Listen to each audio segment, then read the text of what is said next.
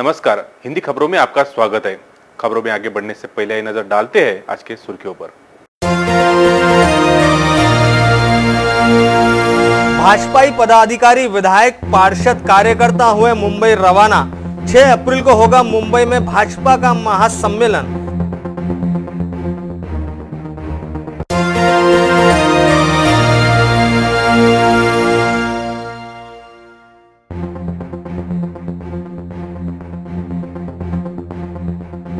चीचखेड़ में दूध पाउडर से विष बाधा, परिवार के 4 सदस्यों को किया अस्पताल में दाखिल।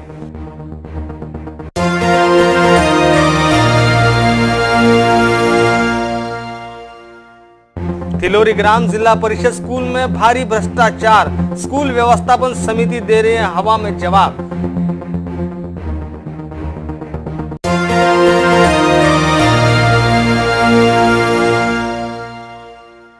शहर पुलिस आयुक्तालय में शुरू किया साइबर सेल का नया थाना।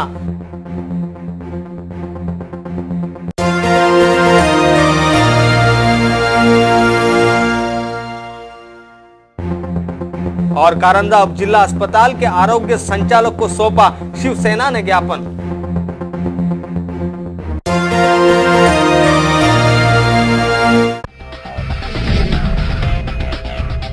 तो ये थी आज की सुर्खियां। आइए देखते खबरें विस्तार से। चीचखेड़ के पोल्ट्री फार्म पर काम करने वाले पूरे परिवार को टॉप नाम का दूध पाउडर चाय में डालकर पीने से विष बाधा हुई। इस परिवार का जिला सामान्य अस्पताल में इलाज किया जा रहा है।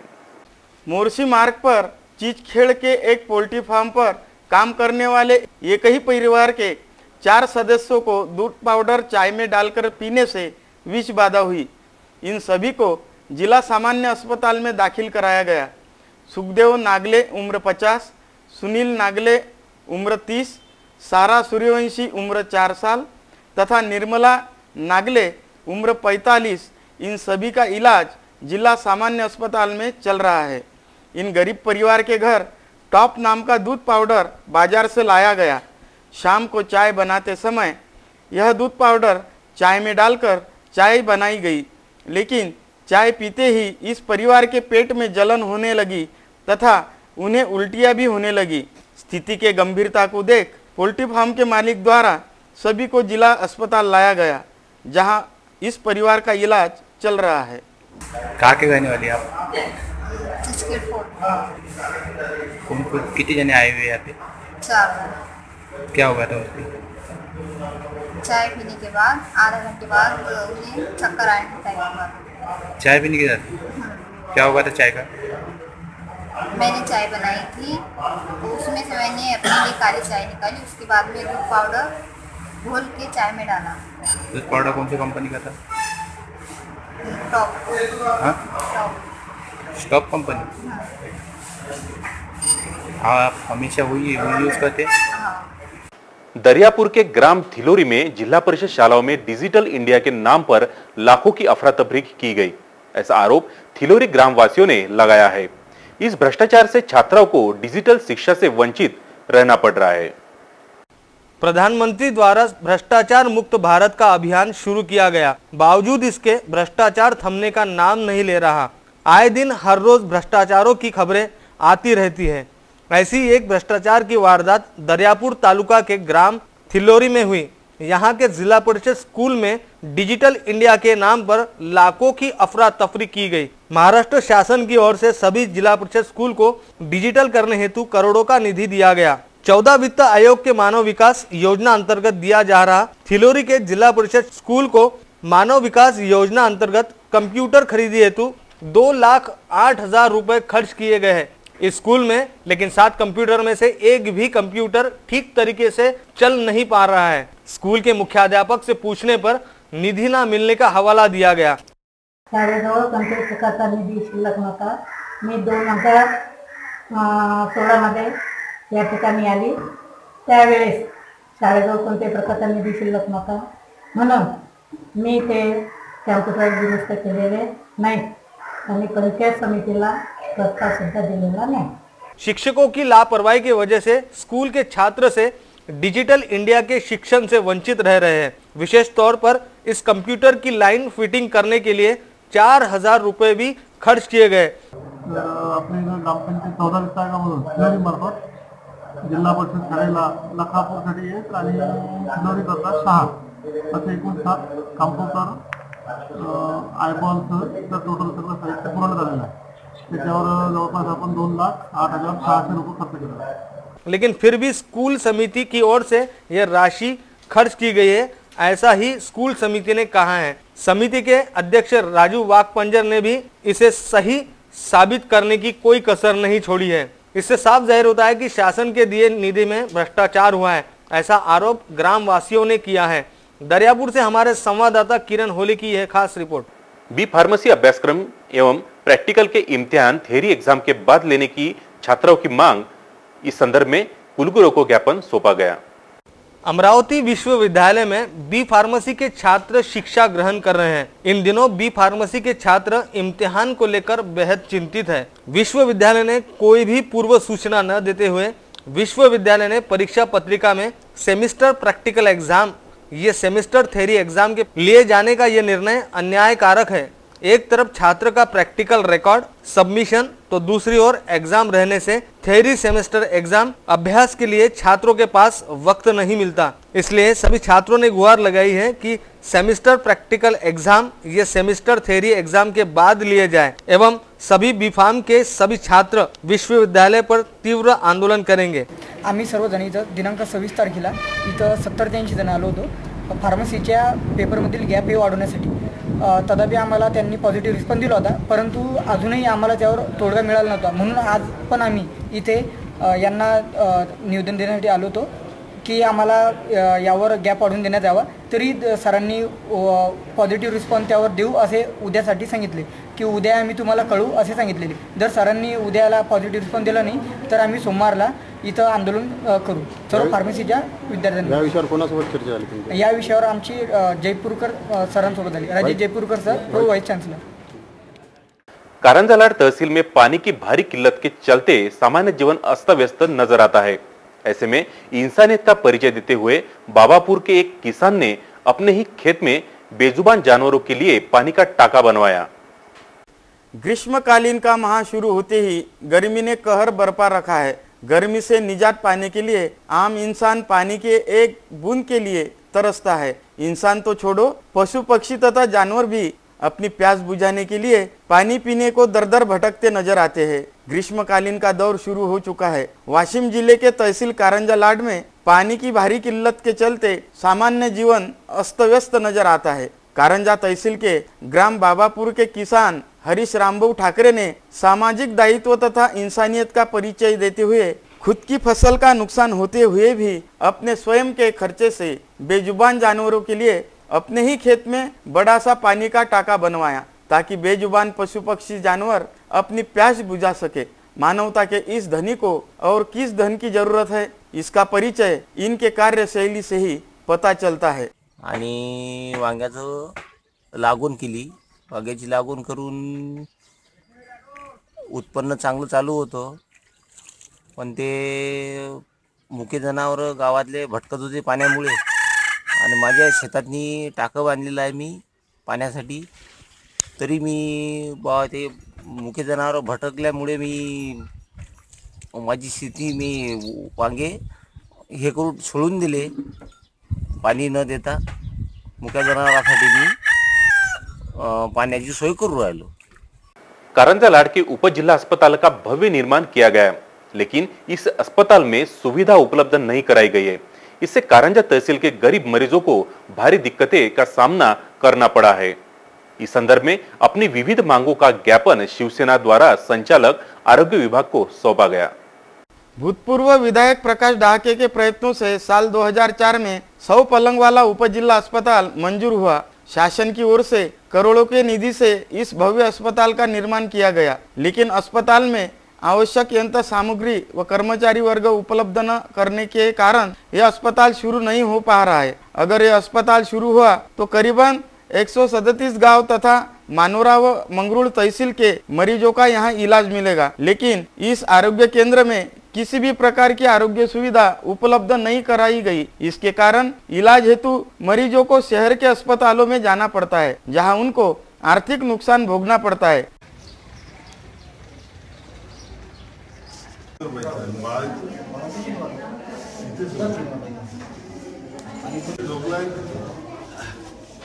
त्यांचं बरोबर आहे, त्या तिथला पेशंट सोडून येऊ शकत नाही. इथे कोण काय झालं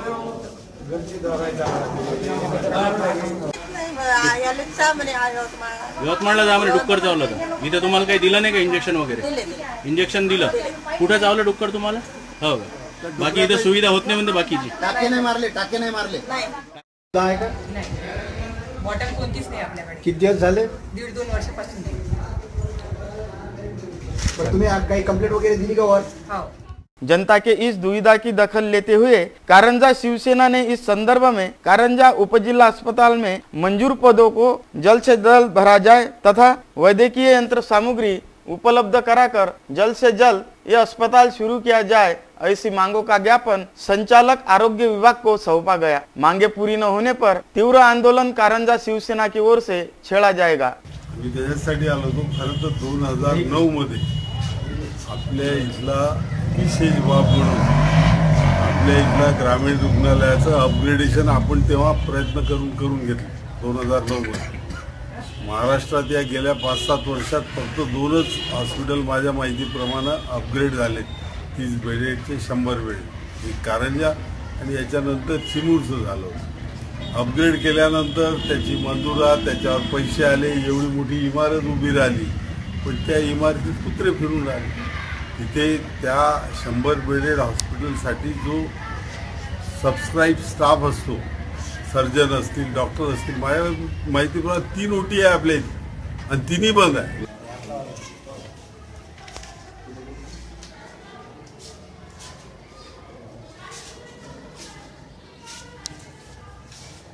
ज्ञापन सौंपते समय भूतपूर्व विधायक प्रकाश डहाके, शिवसेना शहर प्रमुख गणेश बाबरे, उप शहर प्रमुख अक्षय लोटे, कृषि उत्पन्न बाजार समिति भूतपूर्व सदस्य दत्ता पाटील तुरक, अश्विन जगताप, गट नेते नितिन गढ़वाले, पार्षद प्रसन्न पळसकर, अंकुश कडू सह सैकड़ों कार्यकर्ता उपस्थित थे।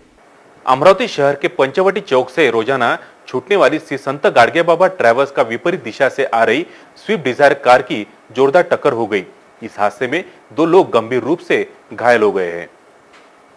आए दिन सड़क हादसों में इजाफा हो रहा है। बढ़ते सड़क हादसों में कई लोगों को अपनी जान से तक हाथ गंवाना पड़ रहा है। अमरावती से मोर्शी रोजाना चलने वाली संत गाडगे बाबा ट्रैवल्स का गुरुवार दोपहर विपरीत दिशा से आ रही स्विफ्ट कार से जोरदार टक्कर हो गई, जिसमें 2 लोग गंभीर रूप से घायल हो गए। प्राप्त जानकारी के अनुसार अमरावती शहर से पंचवटी से छूटने वाली संत गाडगे बाबा ट्रैवल्स ये अमरावती मोर्शी के लिए रोजाना रवाना होती है। रोजाना की तरह संत गाडगे बाबा ट्रैवल्स क्रमांक MS 27A 9280 अमरावती से मोर्शी के लिए रवाना हुई कि तभी अमरावती की ओर तेज रफ्तार से आ रही स्विफ्ट कार क्रमांक MS 27BE 0355 की जोरदार टक्कर ट्रैवल से हो गई, जिसमें स्विफ्ट डिजायर कार में सवार 2 लोग गंभीर रूप से घायल हो गए। घायलों को तुरंत जिला सामान्य अस्पताल में दाखिल किया गया है। प्रत्यक्षदर्शी के अनुसार यह हादसा रोड निर्माण के कारण हुआ है। इस हादसे में सड़क को और दोनों वाहनों को भारी तादाद में नुकसान पहुंचा है। हमारे संवाददाता नितिन देशमुख की यह रिपोर्ट VCN न्यूज अमरावती के लिए। खबरों में वक्त हो चला है एक छोटे से ब्रेक का। ब्रेक के बाद फिर हाजिर होंगे कुछ अन्य खबरों के साथ।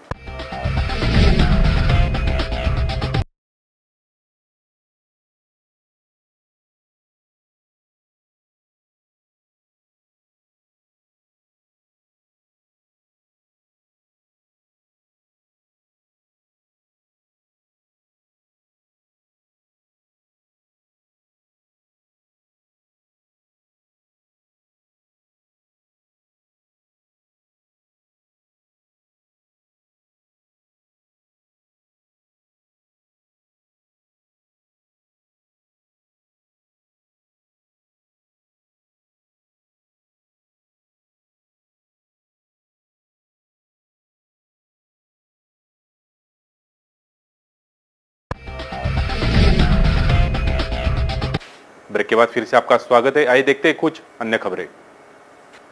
अप्रैल को मुंबई में बीजेपी का महासम्मेलन आयोजित किया गया। इस सम्मेलन में पहुंचने हेतु अमरावती भाजपा के विधायक, पार्षद, पदाधिकारी तथा सैकड़ों कार्यकर्ताओं ने विशेष ट्रेन से मुंबई के लिए रवाना हुए। भारतीय जनता पार्टी की वर्षगांठ पर शुक्रवार 6 अप्रैल को मुंबई से महासम्मेलन का आयोजन किया गया है। मिशन 2019 के तहत पार्टी वर्षगांठ के उपलक्ष्य में शक्ति प्रदर्शन किया जा रहा है। राष्ट्रीय अध्यक्ष अमित शाह एवं बड़े बड़े नेताओं की मौजूदगी में लाखों कार्यकर्ता शामिल होंगे। अमरावती से गुरुवार 5 अप्रैल को पालक मंत्री, सभी विधायक, पार्षद, पदाधिकारी एवं कार्यकर्ता मुंबई के लिए अंत्योदय एक्सप्रेस से मुंबई रवाना हुए। अमरावती मॉडल रेलवे स्टेशन से पहली ट्रेन छोड़ी गई। उसके पश्चात बाकी और ट्रेनों से पदाधिकारी कार्यकर्ता मुंबई के लिए रवाना हुए। गुरुवार को अंत्योदय एक्सप्रेस से पालक मंत्री प्रवीण पोटे, विधायक डॉक्टर सुनील देशमुख, विधायक रमेश बुंदिले, प्रभुदास भिलावेकर, डॉक्टर अनिल बोंडे, महापौर संजय नरवणे, उपमहापौर संध्या टिकले, स्थायी समिति सभापति विवेक कलोती, पूर्व स्थायी समिति सभापति तुषार भारतीय, भाजपा शहर अध्यक्ष जयंत डेहंकर, भाजपा जिला अध्यक्ष दिनेश सूर्यवंशी, भाजपा प्रदेश प्रवक्ता शिवराय कुलकर्णी, किरण पातुरकर, धामनगांव रेलवे नगराध्यक्ष प्रताप अडसर, पूर्व विधायक अरुण अडसळ, हरिश्चंद्र पाटील, बालासाहेब वानखड़े, डॉक्टर विक्रम वसु, सुधीर रसे, किरण महल्ले, विवेक गुल्हाने, नितिन पाटिल, जिला परिषद सदस्य रविंद्र मुंदे, अशोक बंसोड़, पार्षद अजय सारस्कर पाटिल। इसके अलावा सभी पदाधिकारी, पार्षद, कार्यकर्ता स्पेशल ट्रेन से रवाना हुए। 16 बोगी की इस ट्रेन में सभी भाजपाई मुंबई महासम्मेलन के लिए रवाना हुए। मुंबई महासम्मेलन में जाते वक्त भाजपा शहर अध्यक्ष जयंत डेहनकर, पार्षद तुषार भारतीय, पार्षद अजय सारस्कर पाटील ने दी अपनी प्रतिक्रिया। सिंहावलोकन करणार आहे आणि पुढची वाटचाल अधिक गतिमानतेने व्हावी, शेवटच्या माणसाला याचा फायदा व्हावा म्हणून सगळेजण एकत्र करण्यासाठी म्हणून महामोर्चा या ठिकाणी महामेळावा आम्ही आयोजित केला आहे आणि मोठ्या संख्येने शहरातून, अमरावती मतदारसंघ, बडनेरा मतदारसंघातल्या प्रत्येक गावातून मोठ्या संख्येने कार्यकर्ते या ठिकाणी जात आहे। अधिक जे परिवर्तन राहिलं आहे ते पूर्ण गतिमानतेने परिवर्तन या महामेळाव्याच्या निमित्ताने होणार आहे आणि माननीय अमित शहाजी, देवेंद्र फडणवीसजी, रावसाहेब दानवेजी हे आम्हाला त्या ठिकाणी मार्गदर्शन करणार आहे। त्यासाठी म्हणून आम्ही मोठ्या संख्येने आज जातो आहे। मला असं वाटतं की नक्की त्याचा फायदा समाजाला आणि कार्यकर्त्याला होणार। 38व्या वर्धापनानिमित्तानं मुंबईमध्ये महाभाजपा महामेळाव्याचं आयोजन करण्यात आलेलं आहे आणि अमरावती शहर जिल्ह्यातून जवळजवळ 4-4.5 हजार कार्यकर्ते अतिशय उत्साहानं या ठिकाणावरून आता रवाना होत आहेत।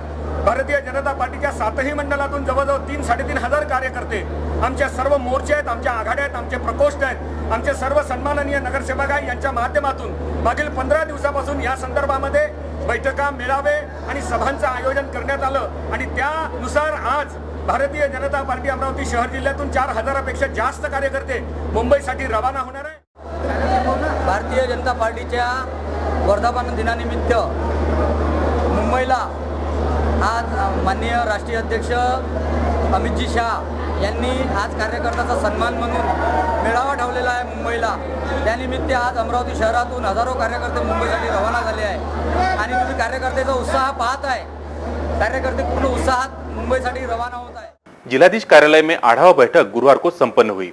इस बैठक में पानी के किल्लत से बचने हेतु उपाय योजना तथा विविध विषयों पर चर्चा कर जिलाधीश द्वारा दिशा निर्देश दिए गए। गुरुवार को जिलाधीश कार्यालय में विविध विषयों की पूर्व तैयारी हेतु समीक्षा बैठक संपन्न हुई। इस बैठक में पानी की किल्लत से बचने के उपाय योजना करने के लिए महसूल व ग्रामीण पानी पुरोठा विभाग ने एक आकर काम करने की चर्चा की गई। जिले में ग्रामीण पानी पुरोठा विभाग की ओर से 45 नए कुएं व 19 कूपनलिका ऐसे 64 काम पूरे किए गए हैं तथा 47 कार्य प्रगति पथ पर है तथा 178 नल योजनाओं के कामों को प्रशासकीय मंजूरी दी गई है। इसमें से 23 योजनाओं को तुरंत कार्यारंभ करने के आदेश दिए गए हैं। पानी के संभाव्य किल्लत को ध्यान में रखते हुए 52 गाँव में 55 टैंकर प्रस्तावित किए गए हैं। ऐसी जानकारी ग्रामीण पाणी पुरवठा विभाग की ओर से इस समीक्षा बैठक में दी गई। एकंदर पाणी टंचाईच्या संदर्भाने अमरावती जिल्ह्यामध्ये अजून टँकर कुठं सुरू झालेला नाही, परंतु आता चिखलदरा तालुक्यातून टँकरची मागणी आलेली आहे आणि चिखलदरा आणि धारणी तालुक्यात मोस्टली आपल्याकडे टँकरची मागणी येऊ शकेल अशी परिस्थिती आहे। तर ज्या ज्या ठिकाणी टँकरची मागणी आहे त्या ठिकाणी आपण टँकर देऊ शकतो, त्याप्रमाणे आपण आता प्रोव्हिजन करून ठेवलेली आहे। त्या व्यतिरिक्त चिखलदरा, धारणी, नांदगाव, खंडेश्वर हे काही तालुके आहेत ज्या ठिकाणी टंचाई सदृश परिस्थिती काही गावांमध्ये दिसते। आज रोजी टंचाई आराखडा जो होता आपला त्याच्यामधली काही विशेष दुरुस्ती किंवा तात्पुरती नळ पाणी पुरवठा योजना अशी मोठ्या प्रमाणावरती कामं आपली मंजूर झालेली आहेत. त्या कामांची अंमलबजावणी सुरू आहे.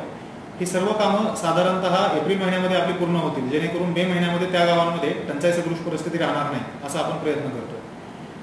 जोपर्यंत विहीर अधिग्रहण किंवा इतर ज्या उपाययोजना आहेत याचा संबंध आहे ते मंजूर करण्याचा अधिकार तहसीलदार स्तरावरती आपण दिलेला आहे, जेणेकरून तो प्रस्ताव त्यांच्या स्तरावरती मान्य केला जाईल आणि वरती तो प्रस्ताव पाठवून त्याला काही दिरंगाई होईल अशी परिस्थिती राहणार नाही. जर टँकरची मागणी वाढली तर टँकरचा मंजूर करण्याचा अधिकार सुद्धा तहसीलदार स्तरावरती देण्याचा विचार केला जाईल, जेणेकरून टँकर मंजूर करण्यासाठी सुद्धा कुठला डिले होणार नाही. आज रोजी धरणातला पाणी साठा जरी आपला पूर्ण जिल्ह्यामधला हा साधारणतः 50% पेक्षा कमी असला तरी सुद्धा ओव्हरऑल परिस्थिती जर जिल्ह्यामधली पाहिली तर काही ठराविक गावं सोडता वगळता इतर ठिकाणी स्थानिक जे सोर्सेस त्यांचे आहेत, इंधन विहीर असेल किंवा विहीर आहे, ह्या सगळ्या सोर्सेसचा जर विचार केला तर टंचाई कालावधीमध्ये त्या ठिकाणी तात्पुरती उपाययोजना आपण त्या ठिकाणी करू शकतो. त्यामुळे फार गंभीर बाब आपल्या जिल्ह्यामध्ये कुठल्याही एका पर्टिक्युलर गावाची आहे अशी परिस्थिती नाही. ज्या ठिकाणी मागणी आहे आणि आज रोजी धार्मिक तालुक्यांमध्ये काही गाव आहेत ज्या ठिकाणी थोडी गंभीर परिस्थिती निर्माण झालेली आहे किंवा चिखलदरा तालुक्यात टँकर आलेला आहे, त्या सर्व ठिकाणी आवश्यक त्या उपाययोजना केल्या जातात. खरीफ के पूर्व तैयारी के लिए बीज उपलब्धि, पशु संवर्धन, फसल कर्ज वितरण ऐसे विविध विषयों पर इस समीक्षा बैठक में चर्चा की गई. संबंधित विभागों को जिलाधीश अभिजीत बांगर द्वारा दिशा निर्देश दिए गए. इन सभी विषयों पर चर्चा करने हेतु कृषि अधिकारी व कर्मचारियों की बैठक आगामी 8 अप्रैल को होगी, ऐसी जानकारी जिलाधीश अभिजीत बांगर ने दी. मागेल त्याला शेततळे ही जी योजना आपली आहे, माननीय मुख्यमंत्री महोदयांचा अत्यंत हा महत्वाकांक्षी प्रकल्प आहे. या योजनेचं वैशिष्ट्य म्हणजे ही योजना नरेगा सारखी आहे. या योजनेला टार्गेट जरी शासनाने दिले असलं तरी शासनाने ज्या सूचना दिल्या त्यानुसार आपण मागणीप्रमाणे शेततळे देतो. शासनाची भूमिका अशी आहे की ज्या शेतकऱ्याची मागणी असेल तो कुठलाही शेतकरी या शेततळ्याच्या मागणीपासून किंवा या जे काही प्रोव्हिजन शासनाने केलेले आहे याच्यापासून वंचित राहता कामा नये. आज आपल्या जिल्ह्याला जे टार्गेट अमरावती जिल्ह्याला देण्यात आलेलं होतं त्याच्यापैकी साधारणतः 75% टार्गेट आपण पूर्ण केलेलं आहे आणि यामध्ये 1 जानेवारीपासून आपल्याकडे फार मोठ्या प्रमाणावरती कामं झाली. विशेष करून दर्यापूर, अंजनगाव हे जे तालुके आहेत, जे आपले खारपान पट्ट्यामधली गावं आहेत, या गावांमध्ये फार मोठ्या प्रमाणावरती कामं झालेली आहेत. मला विश्वास आहे की आज रोजी जे आपण प्रयत्न केलेले आहेत सुरू आणि जी शेतकऱ्यांची तयारी आपण केलेली आहे त्यानुसार 30 एप्रिलपर्यंत आपलं जे जिल्ह्याचं टार्गेट होतं ते आपण 100% पूर्ण करत आहोत. तिथून पुढे मे आणि जून महिन्यामध्ये सुद्धा कामं चालूच राहतील. त्यामुळे जरी टार्गेट पूर्ण झालं तरी आपण आपली कामं थांबवणार नाहीत, कामं आपली सुरूच राहतील. दर्यापूर तालुक्यामध्ये आतापर्यंत आपण 1400 शेततळे पूर्ण केलेली आहेत आणि आमचा प्रयत्न आहे की त्या ठिकाणी इतरही शेततळे पूर्ण करावी, जेणेकरून 2000 किंवा त्यापेक्षा जास्त शेततळे आपण एका तालुक्यामध्ये पूर्ण करू शकू. एक फार चांगली कामं दर्यापूर, अंजनगाव किंवा इतर अगदी खारपानपट्ट्या बाहेरचे जे तालुके आहेत त्या ठिकाणी सुद्धा असे काही तालुके आहेत ज्या ठिकाणी लाभ क्षेत्र जे विशेष सिंचन प्रकल्पाचं आहे ते पण आहे, परंतु लाभ क्षेत्रामध्ये शेततळ्याचा लाभ आपण देत नाही. परंतु लाभ क्षेत्र वगळता जो इतर क्षेत्र आहे त्या ठिकाणी शेततळे जर घेतली, कारण त्या तालुक्यामधल्या लाभ क्षेत्राच्या बाहेरच्या गावांना दुसऱ्या कुठल्याही सिंचन योजनेचा लाभ आपण देऊ शकलेलो नव्हतो, त्यांच्यासाठी शेततळ्याची योजना ही वरदान ठरते. तर एकंदर आपल्या जिल्ह्यामध्ये टार्गेट तर आपण पूर्ण करतोय. मला विश्वास आहे की एप्रिल आणि मे मध्ये आपण टार्गेटच्या पुढे जाऊन ही काम करू शकतो. इस पूर्व तैयारी समीक्षा बैठक में जिलाधीश अभिजीत बांगर, जिला परिषद मुख्य कार्यकारी अधिकारी मनीषा खत्री, उप वनरक्षक हेमंत कुमार मीना, निवासी उपजिल्लाधीश नितिन व्यवहारे सह उपविभागाधिकारी, तहसीलदार, कृषि विभाग, जल संपदा, पशुवर्धन, जीवन प्राधिकरण आदि विभागों के अधिकारी प्रमुखता से मौजूद थे. विगत 3 अप्रैल की सुबह समीपस्थ मासोद स्थित गिट्टी खदान में पाए गए सतीश भीमराव वंजारी के शव पाए जाने के मामले में गुरुवार को मृतक सतीश की पत्नी शीतल वंजारी की शिकायत के आधार पर शीतल के दोनों काका रवि किशन खंडारे व महेंद्र किशन खंडारे को संदेह के आधार पर दफा 302 के तहत हिरासत में लिया गया है. शीतल ने अपनी शिकायत में कहा है कि सतीश से उसने गत 9 जुलाई 2017 को शनि सिंगनापुर में प्रेम विवाह रचाया था. यह विवाह दोनों के परिजनों को मंजूर था, लेकिन शीतल के काका रवि व महेंद्र खड़से को यह मान्य नहीं था. अक्सर वे दोनों सतीश को छींटाकशी व धमकी देते थे. ऐसी शिकायत के आधार पर फ्रेजरपुरा पुलिस ने गुरुवार को रविंद्र तथा महेंद्र खंडारे को हिरासत में लिया है. इस संदर्भ में थानेदार चोरमले ने दी अधिक जानकारी. दर्ज की है कि मेरे हस्बैंड को उसके काका, कंप्लेंट के काका, दोनों काका रवि किशन खंडारे और महेंद्र किशन राव खंडारे, इन्होंने खदान में मारा ऐसा संदेह जताया है और उस आधार पर वो पुलिस ने उनको कस्टडी में लिया है और पुलिस अभी आगे जांच कर रही है।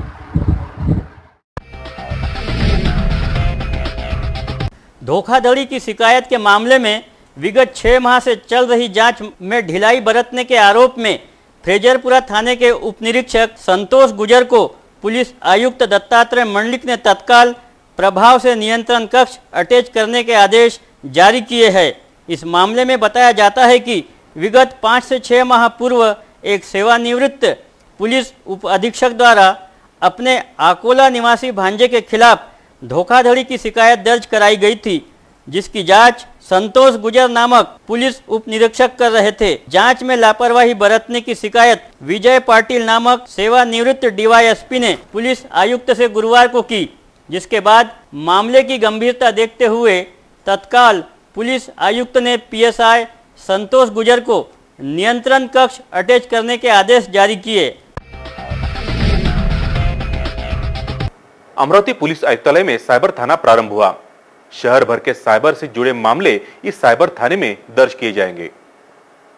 साइबर अपराध से जुड़े मामलों की शिकायत अब पुलिस आयुक्तालय स्थित साइबर थाने में की जा सकेंगी। विगत कई माह से प्रलंबित साइबर थाना बीते 1 अप्रैल से प्रारंभ हो चुका है। शहर के 10 पुलिस थाना क्षेत्रों के तहत साइबर अपराध से जुड़े मामले इस थाने में दर्ज किए जा सकेंगे। पहले 5 दिनों की अवधि में यहां फ्रेजरपुरा थाना क्षेत्र से 1 शिकायत दर्ज की जा चुकी है। अब तक साइबर अपराध से जुड़े मामले संबंधित थाने के तहत दर्ज किए जा सकते हैं। इस संदर्भ में साइबर थाने के एपीआई कांचन पांडे ने दी अधिक जानकारी।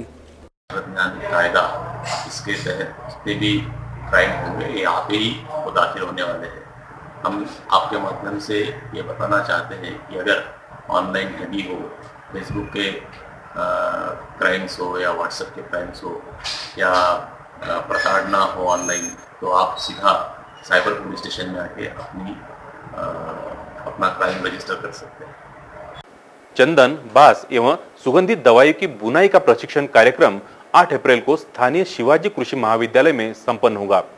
इस संदर्भ में एक प्रेस वार्ता में अधिक जानकारी दी गई। चंदन बांस तथा सुगंधित दवाइयों की बुआई का प्रशिक्षण कार्यक्रम आगामी 8 अप्रैल की सुबह 11 बजे स्थानीय शिवाजी कृषि महाविद्यालय में आयोजित किया गया है। इस संदर्भ में आयोजित पत्रकार परिषद में विदर्भ यूथ वेलफेयर सोसाइटी के अध्यक्ष डॉक्टर नितिन धांडे ने जानकारी दी। उन्होंने बताया कि विदर्भ ही नहीं बल्कि पूरे महाराष्ट्र के किसानों की स्थिति दयनीय है। उनका जीवन यापन उठाने की दृष्टि से पारंपरिक खेती करने के साथ ही चंदन बांस तथा सुगंधित दवाइयों वाली वनस्पति की 15 से 25% बुआई जमीन पर करना आवश्यक है, जिससे नियमित पैदावार तथा बाजार भाव इस फसल की विशेषता रहेगी। 8 अप्रैल को आयोजित प्रशिक्षण सम्मेलन के दौरान व्यावसायिक व विशेषज्ञ मार्गदर्शन करेंगे, जिसमें चंदन खेती पर अमोल रोंगे, बांस खेती पर डॉक्टर खरे व सुगंधित व दवाई वनस्पति पर डॉक्टर नन्नावरे मार्गदर्शन करेंगे। पत्रकार परिषद में डॉक्टर नितिन धांडे के अलावा प्राध्यापक विनय मोहड़, पंकज देशमुख, युवराज सिंह चौधरी, हेमंत देशमुख, उदय देशमुख, नितिन ह्यूसे आदि मान्यवर मौजूद थे। विदर्भ वेलफेअर सोसायटी अमरावती आणि श्री शिवाजी शिक्षण संस्थेअंतर्गत येणारं श्री शिवाजी कृषी महाविद्यालय अमरावती यांच्या संयुक्त विद्यमाने हा 1 दिवसाचा ही कार्यशाळा आम्ही ठेवलेली आहे। यामध्ये बांबूच्या लागवडीबद्दल आम्ही तुम्हाला तिथे माहिती मिळेल। डॉक्टर खरे येत आहेत जळगावचे, जे यामधले तज्ज्ञ आहेत, चांगले माहितगार आहेत ते, आणि त्यांच्याकडून हे मार्गदर्शन होणार आहे। तसेच औषधी वनस्पतीच्या लागवडीबद्दल जी गेल्या 2 वर्षापासून आम्ही लखनौ येथील सीमॅप या संस्थेच्या अंतर्गत आमचं MOU झालेलं आहे। तर त्या दृष्टीने तिथे या औषधी वनस्पतीच्या लागवडीसाठी डॉक्टर नन्नावरे हे लखनौवरून येत आहेत आणि बांबू चंदन शेतीसाठी अमोल रोंगे व डॉक्टर राणे दापोलीवरून येत आहेत। या तिन्ही गोष्टीचं हे आज पारंपरिक पद्धतीने आपली शेती सगळीकडे केल्या जात आहे। त्याच्यापेक्षा काहीतरी वेगळ्या पद्धतीने शेतीमधून आपल्याला काही मिळते का, आपल्या शेतकरी बांधवांना त्यामधून काही उत्पन्न होऊ शकते का, या दृष्टिकोनातून या 3 गोष्टीचा प्रयोग आणि त्या संदर्भात माहिती या कार्यशाळेमध्ये देण्यात येणार आहे। तो ये थी आज की खबरें। चलते चलते एक नजर डालते सुर्खियों पर। भाजपाई पदाधिकारी, विधायक, पार्षद, कार्यकर्ता हुए मुंबई रवाना। 6 अप्रैल को होगा मुंबई में भाजपा का महासम्मेलन।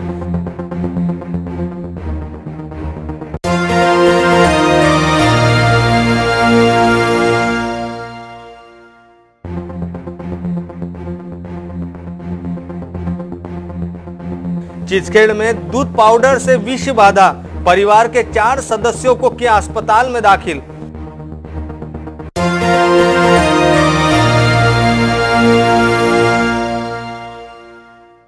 तिलोरी ग्राम जिला परिषद स्कूल में भारी भ्रष्टाचार, स्कूल व्यवस्थापन समिति दे रही है हवा में जवाब।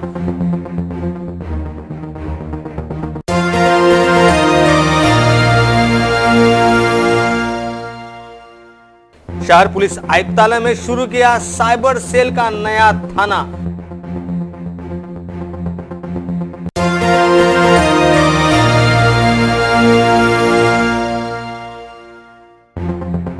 और कारंजा उप जिला अस्पताल के आरोग्य संचालक को सौंपा शिवसेना ने ज्ञापन।